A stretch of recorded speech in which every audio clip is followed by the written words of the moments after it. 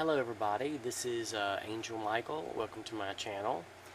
Today I want to be talking about MGTOW guys, don't bother arguing with a liberal leftist because they come in from a different viewpoint and they will never understand your viewpoint. I mean, I've had a few conversations and I'm sorry, they completely have a different mindset, and they believe their way is the only way, and you're not going to change their way of thinking. And the reason I'm bringing this up is because I have another video. I haven't put it up yet. I was talking about this so-called pastor. It's a female pastor, or priest. I think she calls herself a priest, from the, what church is it now? I think it's the Anglican Church. Well, anyway, they have female priests now, and she and her husband, she's claiming, are co-priests of this Anglican Church, and she has issues with the Billy Graham or the Mike Pence rule. I'm sure most of you are familiar with that. Billy Graham had this whole issue to protect himself and his reputation by never being alone with a female. He usually had another person in the room with him, or when he was doing any kind of consultations, counseling, or let's see, what else did he do? Well, anyway, he was very careful with how he dealt with not ever being alone with a female. There was always somebody there to keep, there down any temptations or he didn't have to worry about false accusations or anything like that. It was just to protect himself and his reputation. Well, of course, this woman was attacking all that and saying you could never have, with that type of thinking, you couldn't ever have any female friends, which, I mean, that's ridiculous. And of course, I would say, I mean, why do you need to be alone anyway? I mean, it doesn't make sense to me why you got to spend all your free time with different females. I mean, there's nothing wrong with having female friends, but why do you need to be alone with them? I mean, to tell you the truth, I really don't really have that many female friends. I don't really have that much in common with them. Maybe some people do. I don't know. I don't know. It's just odd to me that she would make this statement. Of course, she was just like some of these feminists were saying about the work situation. There is absolutely no reason why a woman in a work situation needs to be alone with a man. She's talking about mentoring somebody. No, I don't. That's not. You don't need that. I guess some business people go out to meetings or go out to lunch and have conversations or whatnot. But I'm like, there ought to be somebody else there. There's no reason to put yourself in harm's way. It's just foolish. Well, anyway, I had left some comments on that particular site, and let's see if I can remember them in order. I deleted them because it just seemed like the whole conversation kept getting really bad. I was getting a lot of attacks from several different females and then this one guy. And of course, some of the comments I made were from my own perspective from an incident that occurred at my church about 10 years ago. And boy, I got some really nasty comments from those people then. And I'll get into that. But I remember the first thing that happened was the comment. It was from a comment I made that I gave my personal opinion about there's no need of a guy being alone with a female, obviously to protect yourself from false accusations. And then, of course, this crazy feminist, it's pretty obvious it was a feminist because there were some nice women that left comments on the site, and you could tell they were Christians, but this is supposed to be a Christian site. It's called Christianity Today. And some of the comments from these feminists, this one woman used the F word throughout her conversation. And then she would quote the Bible like she was supposed to be some kind of expert, and she took it out of context. And then, of course, there were some people who possibly might consider themselves to be Christians. Then they were making fun of me because I don't think that women should have any business being a pastor. And see, it's not from my opinion. I don't have any problems with women having authority in secular jobs, but we're talking about what the Bible says. And I don't know, people just don't even believe that the Bible is the Word of God anymore, and they just want to do whatever they please. So, and when you have to deal with people like that who just think that their way is the only way, and they disregard any kind of authority, and now you got church people, church organizations that just throw in the whole parts of the Bible away. I mean, good grief, if you don't believe in that in one section, you might as well throw the whole thing out. Well, anyway, my point is that you just can't really win an argument with these types of people. They've already made up their mind that this is exactly the way they feel, and even if you give them facts, they ignore it. Well, I want to go in and tell you a little bit more about after the comment I made about how I felt that I wanted to protect myself, and how even when I went on a date, that I never was alone with the female. We always went to a restaurant and we drove in separate cars. It's not that I didn't really trust anybody. I mean, you just don't know if you really know people that well, and it just makes common sense. You don't have to worry about that person, making accusations, and then you don't have to, worry about, well, I think you get the drift of what I'm saying. Well, anyway, of course, she was making fun of that, and then another guy said something basically the same that I did, and she was making fun of us, saying that guys can't keep their winky in their pants. I said, excuse me, I don't have any problems with keeping my penis in my pants, but I tell you, some of you females don't know how to close your leg. I said it a little bit nicer than that, but it got out of hand. I'm sorry, but some of us actually have some morals. I don't believe in premarital sex, and obviously these females that were on the site believe you can do whatever you want to, and it doesn't matter. And they obviously assume because they're immoral, everybody else is immoral too. So they think that they can read your mind, and that's the whole problem right there.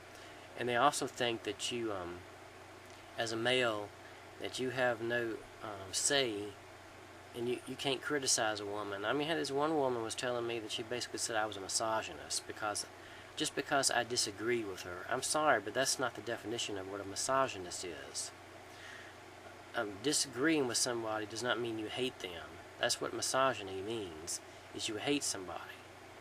And of course, they want to say that misogyny means something, like disagreeing with somebody, or they think they're being devalued. I don't see how that's devaluing anybody. Especially when they say all the nasty things they do and use all the F words and say nasty stuff about guys, but that's okay. I mean, it's alright for them to say and do whatever they please, but you better not disagree with them. So you're a misogynist because you don't agree with me. I mean, she didn't say that, but that's the attitude. And there's no response to it. So that basically tells me that's what she believes. And I also made a comment. I said, why do all these feminazis have to keep coming to a Christian website and making all these comments? I don't go onto feminist websites and make a fool out of myself making nasty comments. And I don't remember if she said anything to that or not, but anyway. But then I kind of got into an explanation. Oh, yeah, before that, I made a comment about I didn't understand why they had to have an article written by a naive female writer. Well, she took it to the heart that I considered all women to be naive. I'm like, well, what I meant by that, and I couldn't even explain it to them because they wouldn't agree with me anyway. The fact that women have no idea what guys have to go through, and that they have all these expectations on guys, but they don't care. They live their own little life, and they could care less about what guys have to go through. They're all they're concerned about is their own little bubble that's around them, and you're a misogynist. And of course, I had a little attitude, and I said, well, if that's your definition of misogyny, I guess you're a misandrist. I presume she understands what that word means. Man-hater. That's what it means. Of course, she just laughed at that. Then I went on to explain to her that, I went into a little story about what happened in my church about 10 years ago. There was a family from out of town. This lady, I'm going to call her Tammy, that's not a real name. She had two daughters, both of them were 11 years old, they were twins. One I'm going to call Lisa, and the other one I'm going to call Annie. Well, anyway, I liked both of the girls. They were really sweet. Lisa was really, really smart, straight A student. Now, Annie was a little slow, and I don't know what her problem was. She was in learning disability class. Now, I'm not saying she's retarded or anything, because she did have some problems of understanding certain things.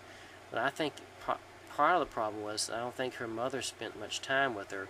She didn't have a father. This woman, Tammy, is the mother.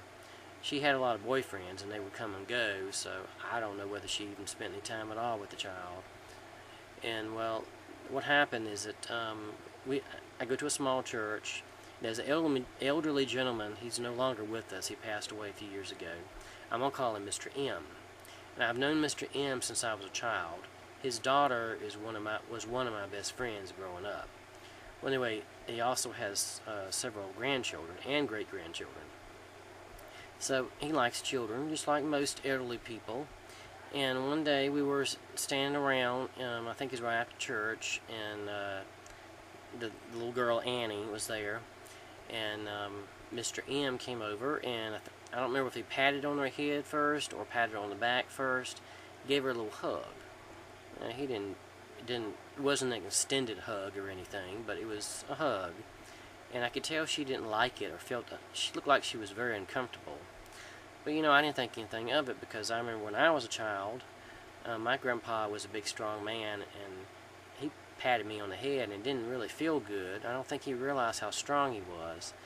And my mom got after me one time, and she said, why did you do that? And I don't know what I said, but she said, you hurt his feelings. You need to go apologize. So I did. I didn't realize that I hurt his feelings. But anyway, back to the situation. Well, what happened, there was an incident. It happened one time while we were standing around, the hug that I mentioned, that was the incident. Well, I don't think Annie understood the hug. See, at that age, they tell children about what's inappropriate and appropriate and inappropriate touching. Obviously, back then, now they've changed the rules about inappropriate touching. Obviously, it used to be that inappropriate touching would be you wouldn't touch them in their genital regions, their behind, or a girl, you wouldn't touch them in the breasts. Well, I don't think that Annie understood what inappropriate touching was, because I could tell that she was uncomfortable. And of course, you should have heard the comments from some of these liberal people telling me, well, the inappropriate touching means that you're not supposed to, if any kind of unwanted attention. Well, excuse me, how are you supposed to know if something's unwanted or not? Are you supposed to go up to a child and say, hey, is it okay if I shake your hand, or if I hug you? I mean, how many people do that? Except for people in leftist neighborhoods and leftist places. I don't know of anybody that does that. And this is the only child I have ever seen that acted that way towards an elderly man giving her a hug. And of course, I explained to her I didn't like the fact that of course, they said I was victim blaming. Well, this girl was not a victim. She was not molested. I mean, I was standing there right there, my brother and several other people, and we witnessed her getting a hug. And that's the only time that I ever saw him touch the girl. And the only time he ever saw her was at church. They weren't there that long. I think they went to church maybe a couple of months. And then Mr. M, I'm calling him, rarely came to church. He went to another church. He went with his daughter and grandchildren to a completely different church. So it's not like this elderly man saw this child every week anyway. And the only time that they had a chance to speak was right after church. So they were just getting off the hook talking about how I didn't have any business explaining what was considered to be inappropriate. I'm like, come on, people, this is ridiculous. A little hug from an old man, and he wasn't forcing himself on the child. I mean, it'd be a different story if he kept on holding on to her like you've seen on these TV programs where these guys are forcing themselves. I mean, if he had known that he was making her uncomfortable, I'm sure he wouldn't have hugged her.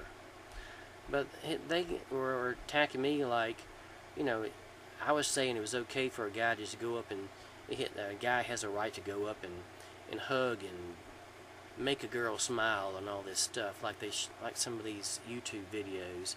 No, I don't believe that in the slightest.